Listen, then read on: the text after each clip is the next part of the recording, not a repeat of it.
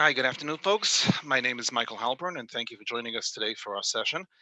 Thank you to the conference organizers and everybody involved with setting this up. Amazing system that you've done in 2021, the new virtual world that we live in. So to jump right in, I am going to share my screen. And we have a little PowerPoint. Okay, so hopefully everybody can see the screen.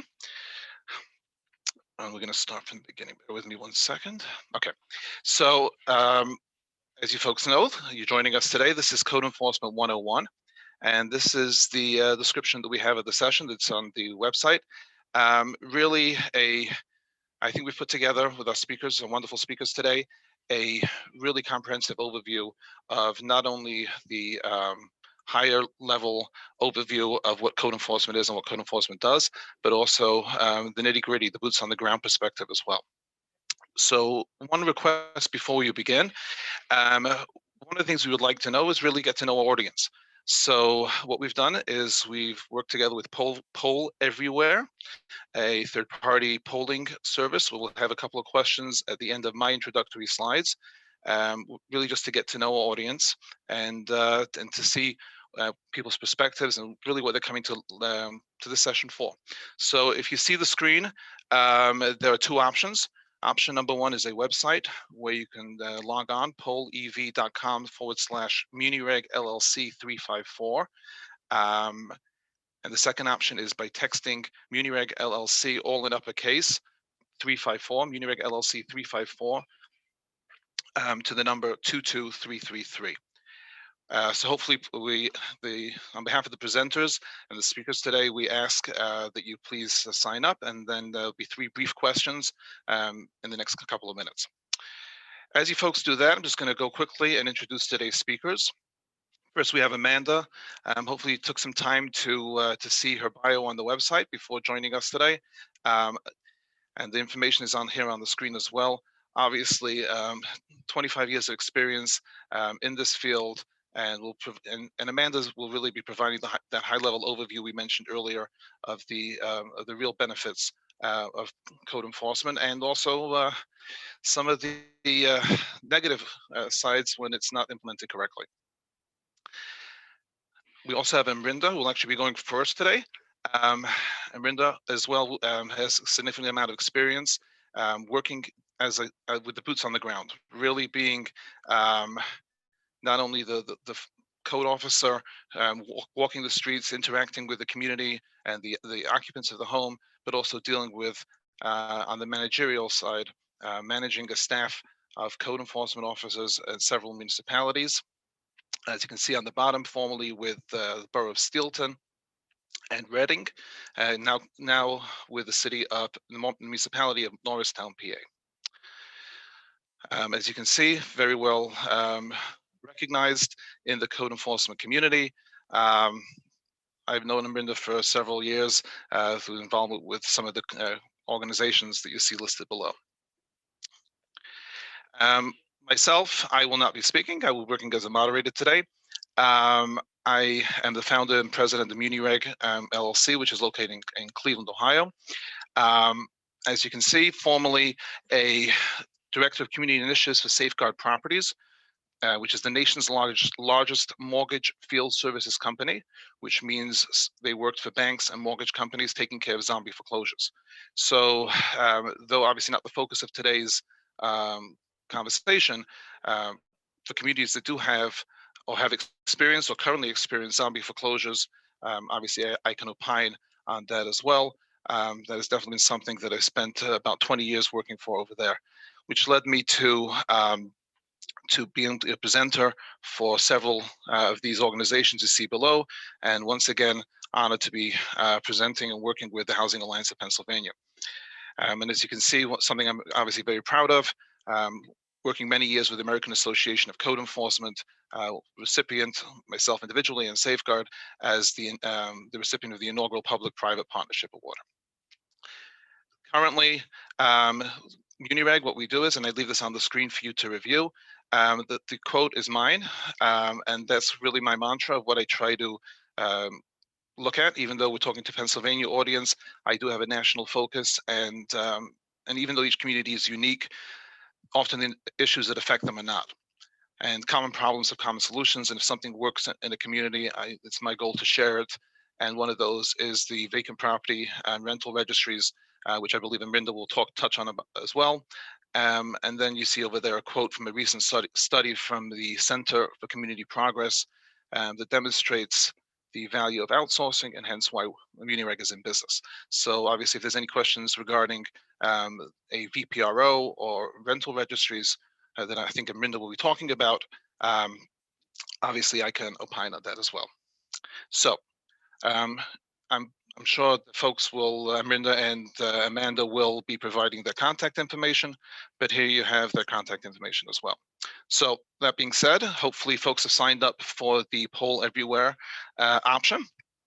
I am going to start with and you see up top there is, hopefully you can see my cursor as well.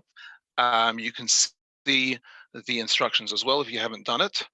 And it looks like, okay, so this is, okay, so I've activated it, and we are going to wait a few seconds. Let people chime in. Bear with me 1 second. I'm going to ask my colleague Angelica. We're not getting any technical issues about people signing in? Okay. Okay. I will lock this one. And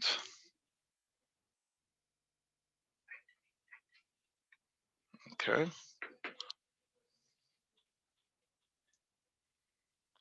So now we have the next one. Actually, sorry, this is the first one. Bear with me. This is third party. Okay. So let's go to the next one. Let's lock this one. We'll go to the next one. And we'll activate this.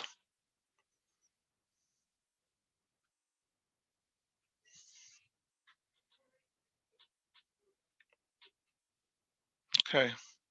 I know this is new to some folks, and I definitely don't want to take away any time from the presenters.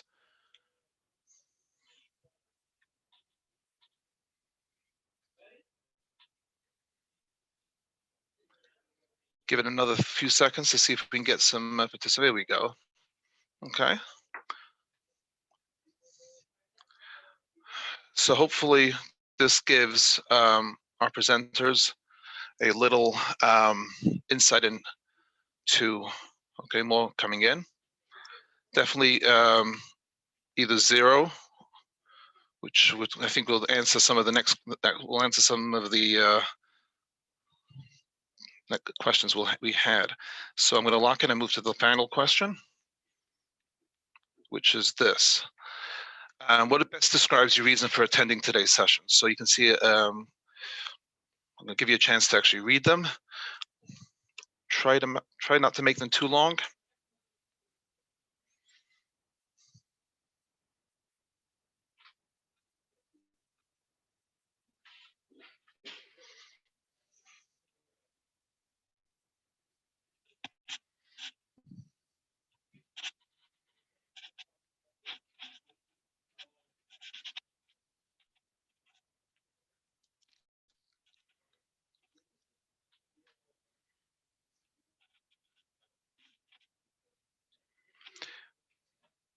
Okay, and I apologize for the brevity of this poll. I know sometimes maybe taking some time to log in, but I didn't want to take any more time from the presenters. So with that, I think it definitely gives the presenters a little bit of insight into our audience today. And obviously there's a question boxes. Please feel free. After the presentations are over, there will be a Q&A period for that as well. So with that, I'm going to lock this response and stop my screen share. And then Amrinder, if you can go ahead and jump in.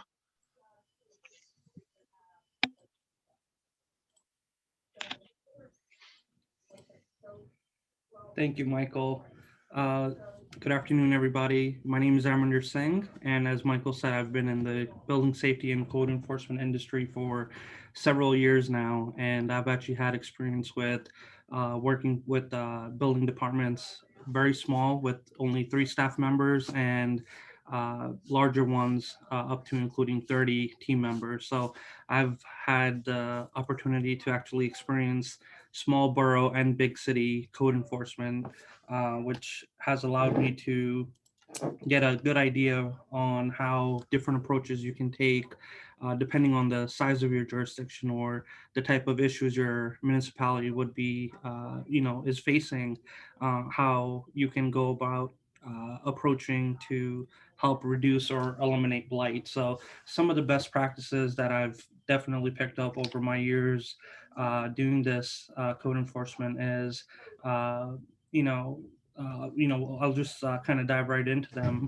One of the biggest items is, making sure that the current regulations that you have in your municipality align with your community's mission and vision. You'd be surprised actually how sometimes your property maintenance code, your zoning code, or even nuisance abatement violations and just standard standalone ordinances in your municipality, how outdated they actually might be. And just because something is outdated doesn't necessarily mean that it's not working. If something is working, that's great. But a lot of times the reason for looking into when your ordinance was implemented is because at that time of your jurisdiction, those were the needs that were introduced, those were the codes that were adopted to kind of help get your municipality to meet the mission and vision at that time. So some communities I've worked for, their property maintenance code was not updated for 20 years. In fact, the in code standard that they referenced, that association doesn't even exist anymore. So you always want to make sure that you are staying on top of updating your ordinances, and the reason for that is you are able to meet, see what the latest ordinances are. And there's different updates that have been done over the years to give code enforcement inspectors tools in the tool belt regarding being able to get compliance with exterior and interior violations that may exist at the property in your community. So the focus of this conference is to help prevent and reduce blight. So a lot of the items I'm going to be talking about here in the next 15 minutes or so are going to be just specifically concentrating on blight and how we can help prevent that and reduce that in your communities. So if you have the opportunity, please do take that to sit with your city manager after you have done your own review of all of your ordinances that your department is going to actually administer and enforce. And that'll kind of give you an idea to see which, code sections or which ordinance in itself has to be either fully modified, or if you want to enact a new ordinance that you've seen somewhere throughout Pennsylvania, or it might even be your neighboring jurisdiction that they have something that has actually been working for them. And as you're going through your, review of your ordinances, you'll actually be able to see that there's going to be inconsistencies and, loopholes that you find where you're not able to hold a property owner accountable because there are loopholes. And those loopholes usually are in definitions. The definitions of terms are very vague, or it's not a well written ordinance. So definitely, I would say that's one of the areas where you definitely want to start your foundation of trying to improve your code enforcement in your municipality, is to see what you actually have right now. And since we're on the topic about blight, a lot of times you'll notice that blight usually is with properties that are abandoned or vacant, or they're owned by investors. Usually they're rental properties because, if you live in your home, it's more likely that you're going to be maintaining your home. You've been investing money and time into your home, fixing the exterior of the property, because that's your home, that's where you live. But that's not to say that we don't run across or we haven't experienced where it's actually a homeowner that has, some minor code violations and things like that, that you will run across that. But generally speaking, it's always rental properties. And to ensure that these type of rental properties are actually assisting with your uh, assisting your municipality in a positive way in contributing to the tax base and things like that, one of the things your jurisdiction can do is implement a rental registration and inspection program. So pretty much what you would do is you can mimic ordinance in another municipality, and obviously you would definitely want to modify and tailor it to your own community. But registering rental property is very important because when you register a rental property, you know who the owner is, you have their emergency contact information, and those things help with fire and police issues. Sometimes things happen overnight, and you would want to have that information on file. That way, you know who to contact in case there's an issue at the property. And then the inspection portion is a lot of cities or townships or boroughs, it's difficult to do annual inspections just because of staffing restrictions, but a lot of places will do, triennial inspections every 3 years, 2 years, 5 years. So it all depends on the resources you have available. But ideally, you definitely want to inspect the properties at least every 3 years. That way, you know that your residents are living in safe housing and there's not any substandard conditions that they're not residing in. So that's definitely one of the big items that your jurisdiction can do to help reduce blight. Is when you have some type of a registration and inspection program, usually you're able to hold those property owners accountable, and that's going to definitely start reducing those type of issues in your community. Another big one, and this one isn't actually as used often throughout the Commonwealth. There's only, I would say, a handful of jurisdictions that actually have this because of the investment that's needed by your city to do something like this. And this is called a property transfer or use and occupancy ordinance. And what that pretty much means is anytime a property actually changes hands within your jurisdiction, before they can actually even do that, you would perform an inspection of the property to ensure that the buyer, the new family that's moving in, or the new business that's moving into the commercial or industrial building, that they are in a safe, code compliant property. And at the time of the property transfer, you're actually able to do a whole lot of things, such as review the property records for any prior code violations, confirm the zoning of the property. A lot of times people will buy a property because on realtor.com, MLS, Zillow, they'll list it as a commercial property, but your local zoning code is going to be something totally different. So at the time of the property transfer, you're able to confirm that the zoning and the code compliance mechanism is there. Now, this ordinance is a little bit controversial. In the beginning, when a lot of jurisdictions in Pennsylvania started implementing it, there were a lot of issues with inconsistencies throughout the cities of enforcement. And there was actually a lot of lawsuits going around. So the state actually got involved and they actually set some standards in.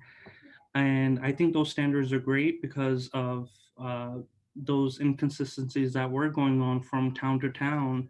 One of the things as code officials, we never want to be red tape. We never want to hinder economic development. We want to help foster it. We want to help assist it. So one of the things with this type of ordinance is you definitely want to keep the ball moving. So there are mechanisms where even if a property has some minor code violations, you're able to issue a temporary UNO, which pretty much informs the buyer, hey, Mr. Buyer or Mrs. Buyer, this is your property inspection report. These are the code violations we found. There's no major life safety code violations, but these were the ordinance issues that we found, and you have 1 year to fix them. So a lot of times that's what usually happens. You want to allow the new buyer to obviously occupy the property, and then they have a whole year to fix whatever was found. And obviously, if they're putting good faith effort into getting compliance, you would also be able to give them additional time if that's needed. Now, let's say if you find major life safety code violations, then you would obviously not be able to issue them a UNO, but you would be able to issue them what's called an access permit. And with that access permit, it allows them to simply transfer the property, but occupancy cannot take place until those major life safety issues are resolved. And then last but not least, hopefully all properties are like that, but if there are no code violations at the property, then you're actually able to issue the UNO, and that new occupant, that new buyer is able to move into the property and use it for the purposes that they purchased it. So this is a great tool, the property transfer ordinance. And once again, there's not a lot of jurisdictions in Pennsylvania that actually use this, but it's actually a great way to make sure that the property is in compliance with zoning and codes and all of the other municipal regulations that you may have. Another way to tackle property maintenance issues, and this is also a little controversial. There's maybe about 30 or so jurisdictions out of the 2,500 plus in Pennsylvania that do this, but it's called instant ticketing quality of life. Every jurisdiction uses a variation of names, but quick ticketing program where, let's say, if you find high grass or that somebody hasn't shoveled their snow or ice on the sidewalk, you're able to issue them an instant fine. And the purpose of this is to kind of hold the property owners that are hands off, which is mostly the landlords. There's a lot of landlords that'll be hands off and they say, well, it's my tenant's responsibility, it's in our lease agreement, so on and so forth. But what we try to encourage those landlords is that don't have a hands off approach and actually be more hands on. And when you unfortunately hit them in the pocket, and that's encourages them to be a little bit more involved, especially in the springtime and in the winter when those type of weather elements are present, and also for things like accumulation of rubbish and debris and things like that. It holds the tenants and the landlord accountable, where they're not destroying the quality of life in their neighborhood and they're actually helping to assist it. Now, this next one here is also very important, especially because of the looming eviction crisis and housing crisis that we're going to be facing here because of the pandemic. And Michael touched on this a little bit previously.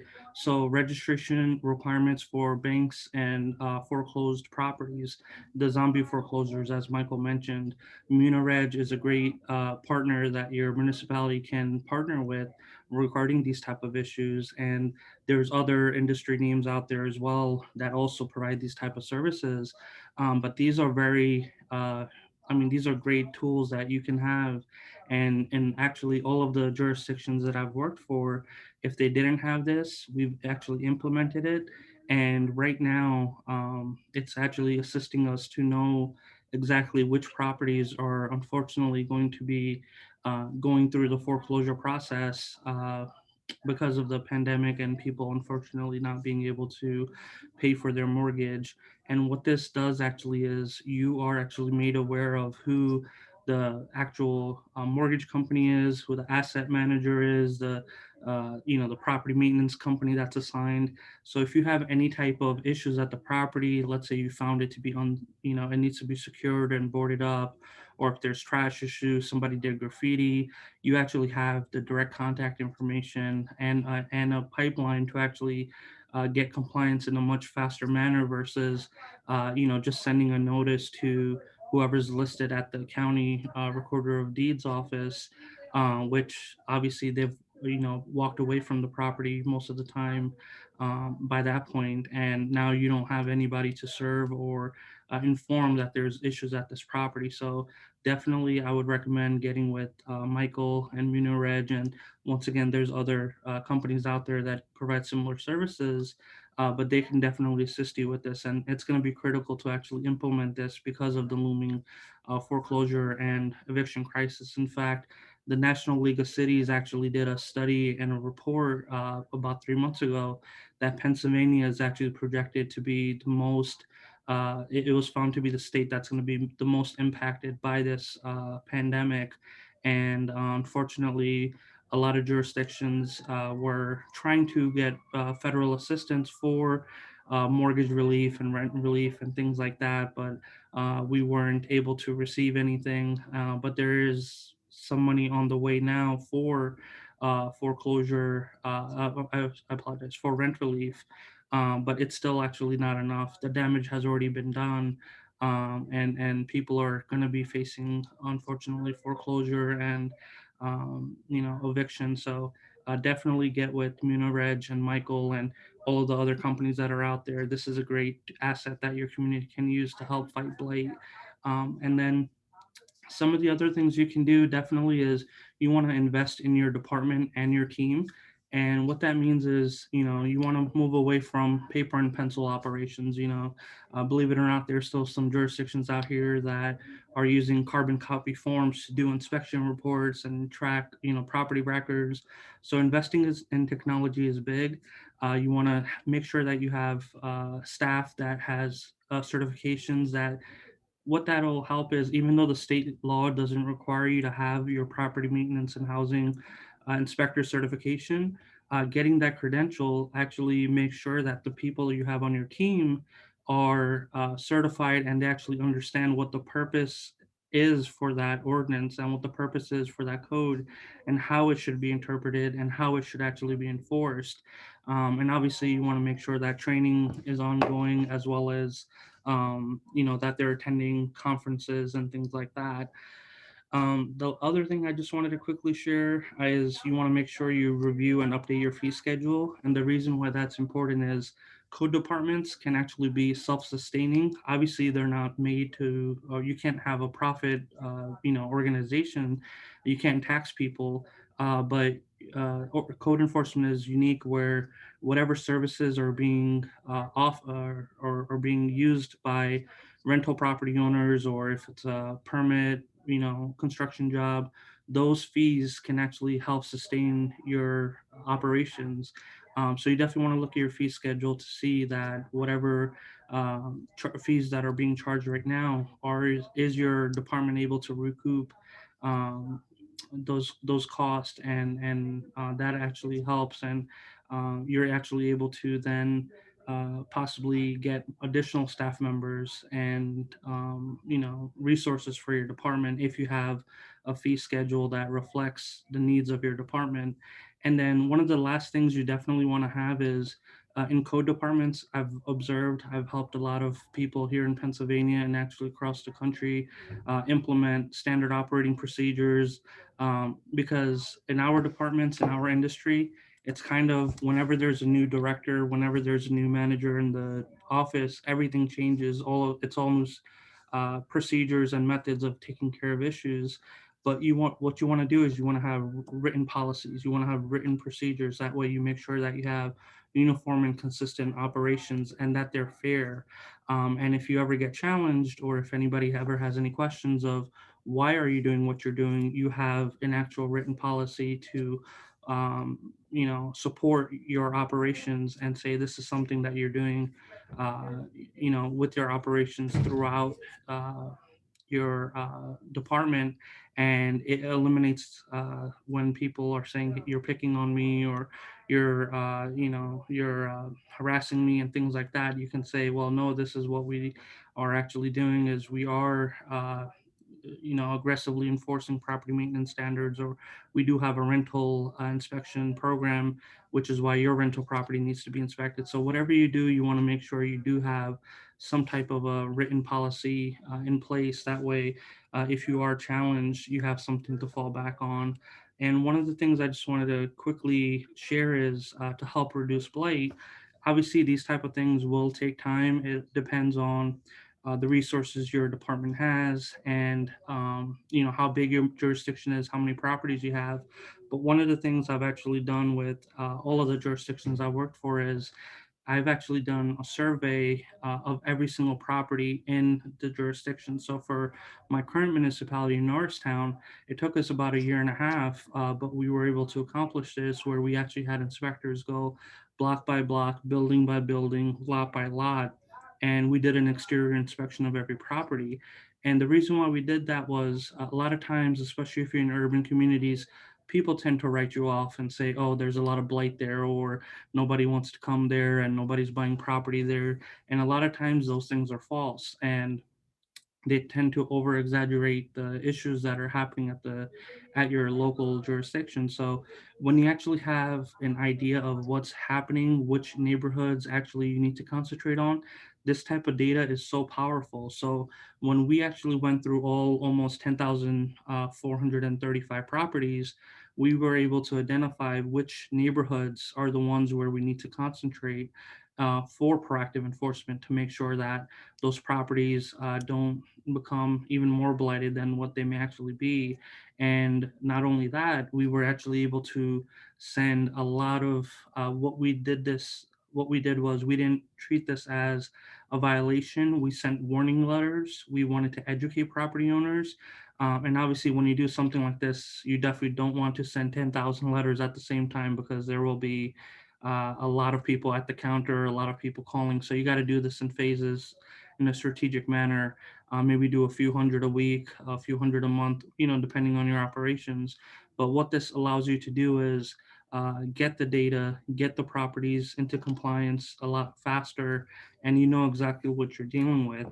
Um, and one second here, I'm sorry, I see the chat box blinking. Oh, sorry, guys. So the last thing I have is just some quick closing thoughts. You don't need to reinvent the wheel. Network with your neighboring municipal code officials, regional, statewide. A lot of communities are having the same challenges that you have, or at one point you may have, or they may have had, and they'll be able to give you some best practices and tips on what you can do at the specific junction that you're at. You want to invest in your department and your staff, and don't hesitate to copy people's ordinances, but you don't want to just copy and paste. You want to modify them, you want to tailor them to your community, because you can create an ordinance, but if you have no mechanism, if you don't have the staff, if you don't have the resources, if you don't have the means to actually enforce them in a proper manner, those ordinances don't mean anything. And the last thing I just want to share is that with code departments, we don't self promote. And all the time, police and fire, they have a lot of great reporting, and they're out there doing community meetings and things like that. With code enforcement, nobody actually knows what code enforcement in your community is doing. So please do create monthly reports, put them up on your city website, share them at your city council meetings, and then definitely do an annual report to highlight why it is important for your community to continue to invest in your code department and all of the great things that you are doing with your code office. And that is what I pretty much prepared to share today. I appreciate everybody listening, and I will turn it back over to Michael. Thank you, guys. Okay, and Brenda, amazing as usual. Amanda looks like she's ready to roll. So without further ado, hopefully Amanda can get the screen shared. Yes. There we go. Okay. Hello, everyone. Thank you for sharing your day with us today to talk about code enforcement. And thank you to the Pennsylvania Housing Alliance. And Amrinder, that was such an amazing presentation. Thank you for that. So in my presentation, I'm going to be talking about, well, why is code enforcement important? We have limited resources here. We have all kinds of things that we could be spending our money on. Why should we be even thinking about code enforcement? It's been my experience that a lot of times code enforcement has not been very well respected with leaders in municipalities, sort of been thought of as the grass police. And therefore, a lot of times code enforcement officers are not necessarily trained or understand best practices or undergo continuing education. So we want to care about code enforcement. And when I say code enforcement, just to be clear, I'm talking about property maintenance. We know that good property maintenance reduces blight and protects people. It increases property values, or at least stabilizes values in property or in neighborhoods. It creates more attractive communities. And when it's working well, it builds an organized case against problem property owners. It was interesting, got together with a number of our code enforcement officers. This was years ago. And we were talking about just common issues that code enforcement officers had. And what kept coming up is their discouragement with their district judge, their district magistrate. And so out of that, I went and talked to a few of the district judges and said, well, how come you're not enforcing these, code violations? And the district judges all said, well, we'd love to enforce them, but they didn't bring a case to us. So when you're doing property maintenance, it's important that you build a case. And when code enforcement is done well, it does that. It can also track environmental issues like lead and lead abatements. It can identify land bank opportunities if you have a land bank in your area. And as Arminder alluded to as well, it integrates seamlessly with other municipal actions like police. Say police are responding to a domestic call, for example, you could have through a rental registry program knowledge of who belongs in that property and who doesn't. So when we started, a Council of Governments, for those of you that don't know, we're a nonprofit organization. We have 20 member municipalities in our Council of Governments, and we consist of, it's sort of like the Parkway East in the city of Pittsburgh, if any of you are familiar with that, Wilkinsburg through Monroeville and Plum. And there are 7 councils of governments in Allegheny County. So back in 2012, I was talking with one of my colleagues, Ian Lewis from Still Rivers COG. We got to talking about blight. Everybody knew we had a problem. You could see it, you could feel it, but we really didn't know the extent of it. We didn't have any data around it. And at the same time, the Pennsylvania legislature was talking about land bank legislation. And so we knew we needed some tools around blight. Neither COG could do really anything effectively on our own. So we really wanted to partner around this issue. So together we did this cost of blight study. And what we found was, even for us, pretty compelling. Like, even though we knew it was a problem, to see the data around it was, wow, pretty impactful. We were losing quite a bit of money annually due to blight, as you can see here. We kind of extrapolated that out to all of Allegheny County. And what we found was really interesting. There was no municipality that was exempt from blight. I mean, it was certainly more prevalent in certain areas that you would expect along the river towns and so forth. But every town, to one extent or another, was touched by blight. And so much as about 24% of the county's housing units. And one of the more compelling findings of the study was that if you had a property within 150 feet of a blighted property, even if you kept your property in mint condition, you were losing value to anywhere from 17%, and these are conservative estimates, up to about 25%. We looked at actual real market data to get that.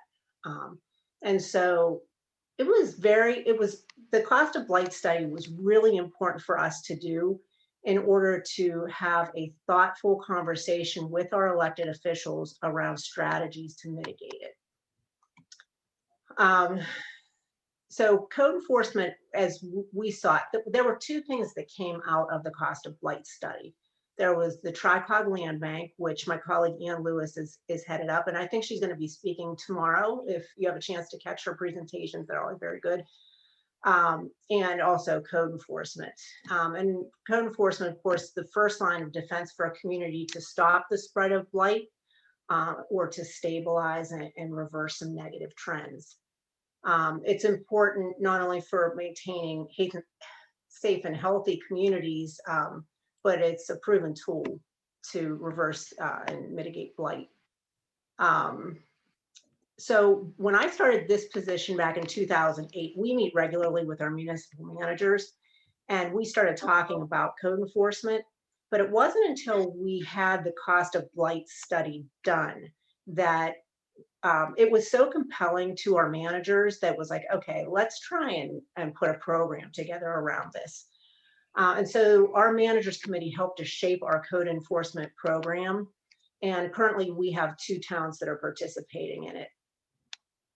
Some of the key issues described by member communities for why they wanted to create this program was what they were currently experiencing if they had code enforcement was a lack of follow-up, lack of resources to pay for a full-time and certified inspector, Perception there was not enough to do to fill a full-time position. And I can tell you just from experience now that that's usually not true. And a dissatisfaction with relying on some third parties, because in their defense, property maintenance really, you can't really make money on property maintenance. And it's a sort of a thankless job. So, so we decided that we were going to do this multi-municipal, put together a multi-municipal program. And there were reasons for that. So there's cost sharing. We were able to hire full-time employees who work part-time in participating towns. We were able to get our officers that education certification. So for those of you who don't know, there is no requirement for any kind of certification around property maintenance. We do not believe that is a best practice. So even though you don't have to, you should make sure that your code enforcement officer is at least has the IPMC certification, in my opinion. This cost sharing allowed us to develop some effective technology, allowing better use of limited resources. That's one thing that we learned through the Pennsylvania Housing Alliance and Center for Community Progress. Every session that I sat in on code enforcement talked about the need for really good technology, especially when your resources are limited. The problem is some of the tools out there are a little bit expensive. So, and then another thing that came out of our multi-municipal program was that the municipality of Monroeville, who really has a lot of capacity, had no need for our program, they donated our first vehicles because they really saw value. Because Blight does not care about boundaries, it crosses boundaries. So Monroeville hasn't had an interest in making sure that their neighboring communities were doing well too. So Blight knows no boundaries. And so having a more regional program allows you to, kind of combat those problems on a regional basis. If you have irresponsible property owners in one place, chances are you may have some of those investors in neighboring communities.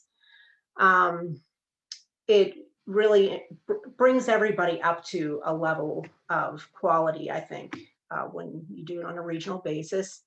And it better allows for the use of Act 90, which for those of you who are not familiar, Act 90 is really powerful in that it allows permit denial for anyone who has code violations elsewhere. So say somebody comes to your town and is looking for an occupancy permit, you can deny that permit if you are aware that they have code violations, say in a neighboring town. And then, multi-municipal approach to the COG really opened up a larger network to some of our towns. So technology is our main focus because the communities, we have many communities that have very limited financial capacity. And so we really want to build tools that can help them maximize their code enforcement efforts. We started out with an access database, and we quickly learned that it was not the right tool when you had multiple officers out in the field. And so we were very fortunate that we had a team of CMU students come in and take a look at our system and make recommendations around it. We ended up hiring one of those students upon graduation, and he's been working on developing what we're calling Code Enforce. And it is an open source platform, meaning it's cloud-based. But I thought I'd share a couple of screenshots of the system and what we're trying to accomplish through it. So this is, since we do have a multi-municipal program, we want it to be customizable code by town. Our towns that are participating all use the International Property Maintenance Code, but there are nuances in our town. So we want to make sure that we have our technology has the capacity to recognize those nuances. We want to be able to make sure that multiple users can use it and increase transparency around code enforcement. So when somebody puts in, like, my neighbor's grass needs cut, a lot of times people think, it's the next day, well, how come my neighbor's grass isn't cut yet? So there's a public portal to this that allows residents to follow, kind of track the status of the cases. So it minimizes calls to the code enforcement officer. We wanted to make sure that we were creating a system that had a complete parcel database. It had really good occupancy, inspection, and code enforcement workflow systems. And it built in some tips for people that may not have as much experience, in code enforcement, that may be new to the profession. So this is just another snapshot of the site and some of the things that we're trying to achieve.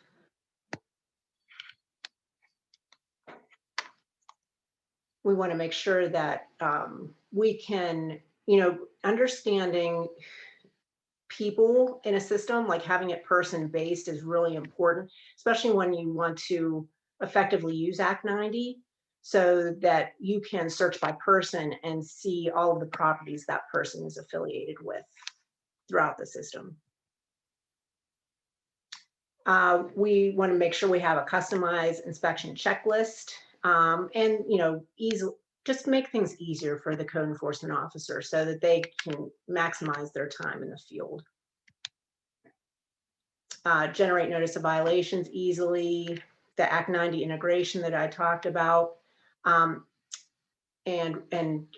I think Arminder's last point was really good, that you have to have good reporting for elected officials, because they're spending this money, in a tight budget, and they want to make sure they're getting the value for those dollars. So having good, compelling reports is really important. This is one of my favorite things, even though the screen's not very pretty. We took about 6 months to go through the International Property Maintenance Code, because what we found is that different officers interpret the code differently. There is actually a lot of gray area in the International Property Maintenance Code. So built into the system not only is the code element and the commentary, but also our additional considerations. And of course it facilitates the use of Act 90. Wanted to make that point again. But these additional considerations, I've kind of come to find that this was not just a problem that we were having, but that it's sort of an issue for departments that have more than one code officer. So we put together, it's not quite done yet, but the interpretation that we came to around codes, and there's an example there of one is, how do you define proper repair when it's talking about sidewalks, for example. And so this language is what we decided that our code enforcement officers, how we were going to interpret it at the Turtle Creek Valley COG, just to build that consistency among officers. And we're happy to share that with anybody who could find use. It's not a legal document, but it's just time we took to put together the additional considerations.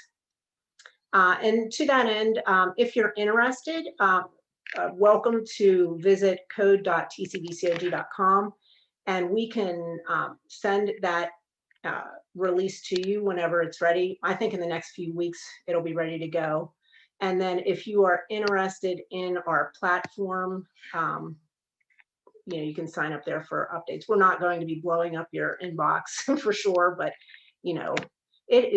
the development of this code enforcement system has been a huge learning curve, but we're really excited about it. And we think the more towns that use it, the more powerful it becomes, because it uses Act 90. But the key point is to develop a system that's affordable for our towns that have fewer resources, and that's why we're doing this. So my closing remarks is that property maintenance is an investment in the stability of your community, and there is a cost to doing nothing. We saw that through our cost of blight study.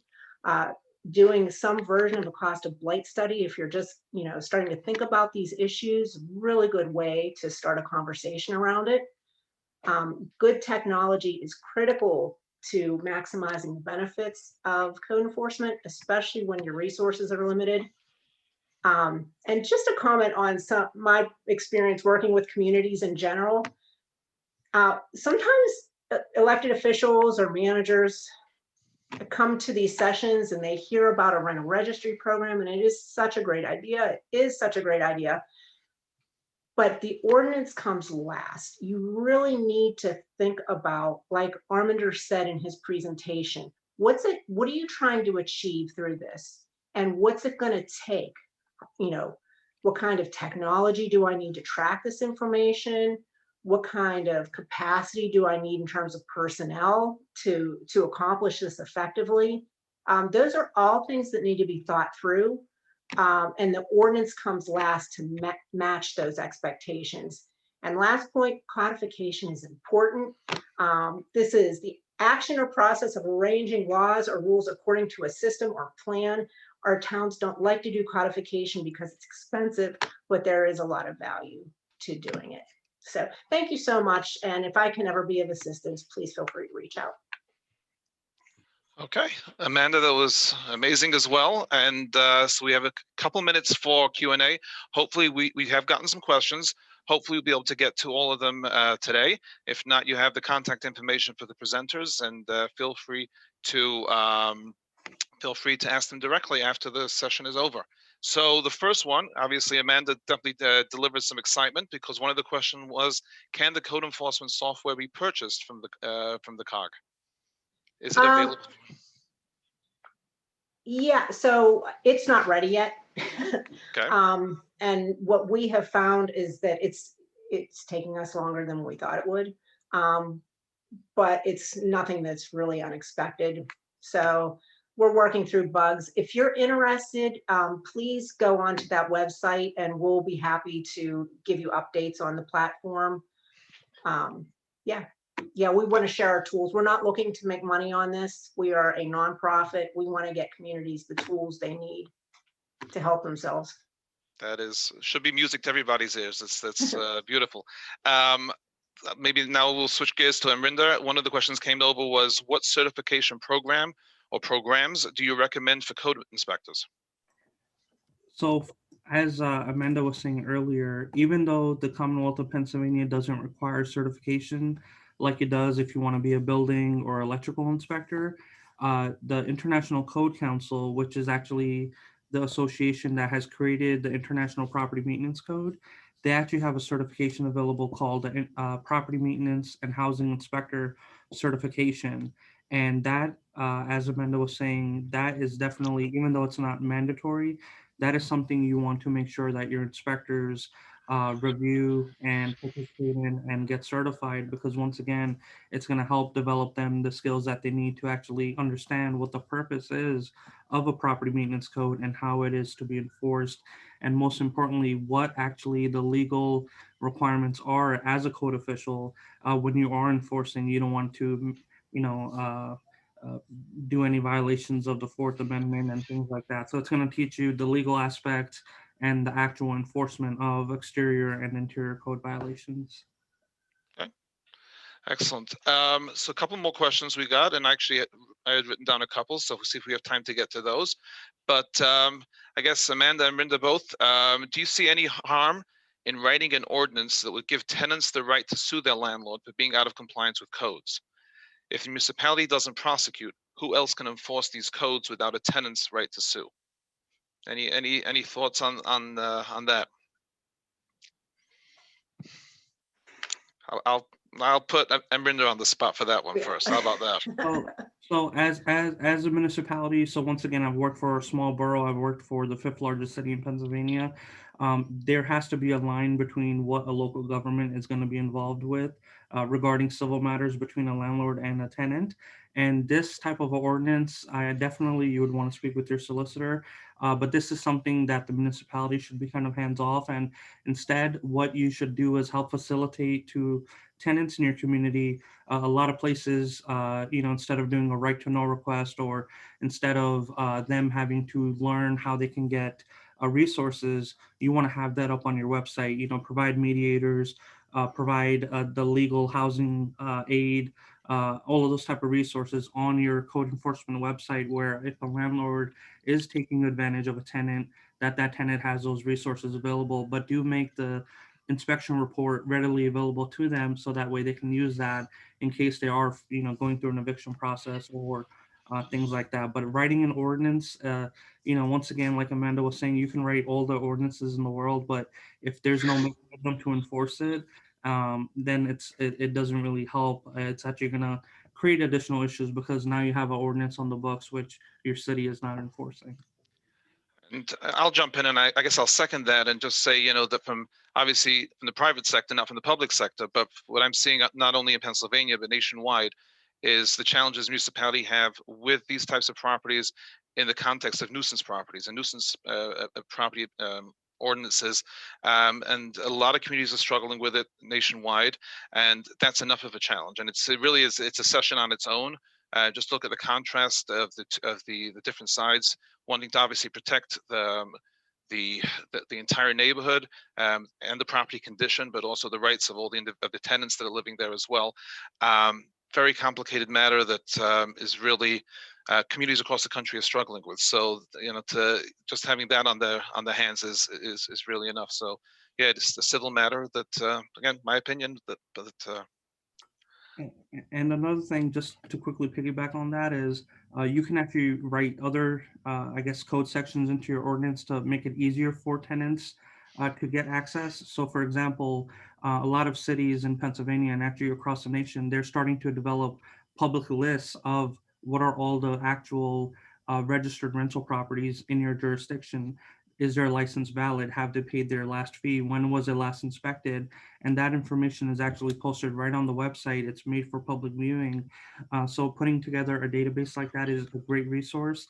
And then also some cities take it a step further, and we're actually looking to doing something similar where if you have a list of the top 20 rental property owners that have the most, properties that are not in compliance with the code, you can publicize those type of databases. That way, before a new resident is going to apply for housing with a particular landlord or at a particular property, they can simply go to your municipal website and see if that's actually even a registered rental property or not, and if they want to be involved with that type of a property. So those are just some type of things that the city can make easier for the residents in their town, but you definitely don't really want to get into, I guess, getting involved with landlord tenant matters. But obviously every city has different issues and different resources. I know any of the cities I've worked for, they would not have the resources to be involved in that type of a manner. Okay, no, awesome. And actually, Amanda, unless you have something to say, I just want to tag in on that one and give a little caveat and a distinction. We have one more question which I want to get to, but on the point about open data and transparency, when it comes, I just like to say my little pet peeve and that when it comes to rental inspections, absolutely, I'm 1000% on board with what Amanda said. When it comes to vacant properties, I'm seeing it on the national scale. There's two sides of the coin, and obviously there's the push for open data, transparency, etc. However, when you're dealing with vacant abandoned properties and vacant property registries that you openly, without a FOIA request or whatever the case is, you're advertising vacant properties, and it's something definitely to consider. Some people have told me that the criminal element doesn't utilize the internet. I tend to disagree. So I obviously err on the side of caution and not to advertise vacancy. But that's obviously a decision that every municipality should make internally, balancing with open data. So let me just go to the last question. Thank you. When rental registration or certificate of occupancy is required and landlords ignore it, have you seen any difference in compliance when there is a fine or other penalty involved? Would you like to take that, Amanda? No, please. So definitely, you always want to push for voluntary compliance, but unfortunately, you will from time to time run into situations where you've issued a warning, you've issued notice of violation, you've given them a reasonable amount of time, but the landlord or the property owner is still not complying. So definitely, you want to make sure in your ordinances you have a provision for penalties where you could issue a non-traffic citation. And generally, anytime a citation is filed, magically, the landlord or the property owner is starting to communicate back with the municipality. So once they get that letter from the court that there's a hearing approaching, a hearing that's being scheduled, they all of a sudden now want to start communicating. So yes, it does help having that. Plus, in communities I've worked for, we've actually enacted administrative fines internally where if a property owner doesn't show up for an inspection or they forgot a key for a particular unit because that unit obviously they know has a lot of code violations, you can actually enact, administrative fines in your fee schedule for those type of matters to fine them for those type of behaviors. And a lot of times, and I know we're running short on time here, but another thing you can utilize is a lot of landlords like to play the game where if they had 10 items they needed to repair, they'll repair 2, they'll have a reinspection scheduled, and then that way they get another 3 or 6 months of time. But what you can do is every time you go for a reinspection, not just charging that $50 or $60 reinspection fee, but you can actually charge an administrative fine if your ordinance allows it to fine them for each of those non-compliances for each of those re-inspections that took place. And definitely we can talk offline about that of how you can implement that, but definitely go through the court and enact administrative fines, and that will definitely get their attention into getting compliance. Awesome. Amanda, unless you got anything to add, I think I see we're coming up at 2 o'clock. I'll speak on behalf of the group. I learned a lot today as well. I'm hoping everybody else learned a lot as well. Clearly, the Alliance, the conference did a great job of choosing presenters, experts in their respective fields, and please take advantage of them. After the conference, you have the contact information, wealth of information, and as you can hear today, definitely willing to share. So same here as well. At least is definitely willing to share a piece of it. The wealth of information that's open to everybody's perspective. So definitely willing to share if you can ever be of assistance. Otherwise, folks, any last comments? Amanda and Rinda? No, just thank you. Okay, so that's all, folks. Have a wonderful day and enjoy the rest of the conference.